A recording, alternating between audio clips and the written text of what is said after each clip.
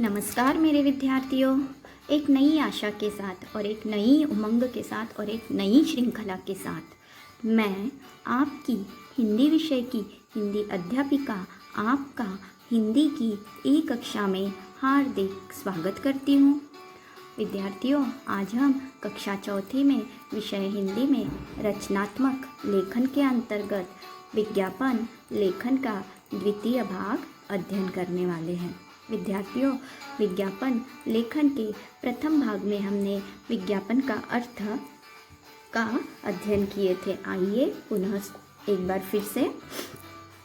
विज्ञापन शब्द जो है दो शब्दों से मिलकर बना है। विधन ज्ञापन, वि का अर्थ है विशिष्ट या विशेष और ज्ञापन का अर्थ है जानकारी या सूचना देना, अर्थात किसी विशेष वस्तु, व्यक्ति या स्थान के बारे में जानकारी या सूचना देना।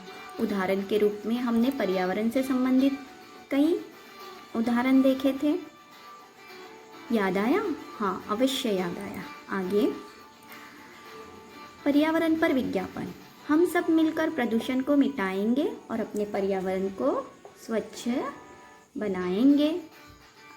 विद्यार्थियों, आज जो मैं आपको उदाहरण बताने वाली हूँ वह पर्यावरण और स्वच्छता अभियान से संबंधित है, तो ध्यान से देखेंगे आप। पर्यावरण पर विज्ञापन।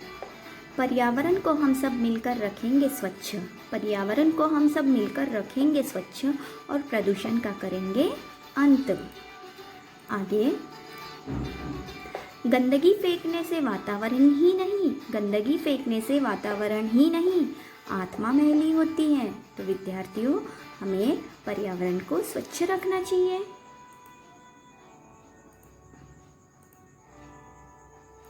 सफाई अपनाएं, बीमारी हटाइए।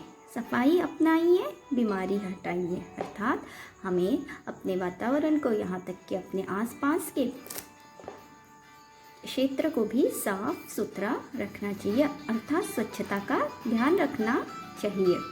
स्वच्छ भारत स्वस्थ भारत, स्वच्छ भारत स्वस्थ भारत। जब भारत स्वच्छ रहेगा तो भारत के सारे नागरिक भी स्वस्थ रहेंगे। विद्यार्थियों, आशा करती हूँ आपको ये समझ में आ रहा है। अब पर्यावरण से संबंधित, पर्यावरण बचे तो प्राण बचे, पर्यावरण बचे तो प्राण बचे। आगे, पर्यावरण का रखे ध्यान तभी बनेगा देश महान। अर्थात आज हमने जितने भी विज्ञापन देखे उससे हमें यही बोध होता है कि हमें पर्यावरण की रक्षा सुरक्षा करनी चाहिए और हमें अपने आसपास के क्षेत्रों को स्वच्छ रखना चाहिए। विद्यार्थियों, आशा करती हूँ कि आपको यह विज्ञापन अवश्य समझ में आए। तो आइए अब गृह पाठ की ओर चलते हैं। कॉपी और पेन लेकर बैठे हैं आप? बहुत खूब। स्वच्छता अभियान पर विज्ञापन तैयार कीजिए। विद्यार्थियों, आशा करती हूँ कि आप यह गृह पाठ अवश्य करेंगे।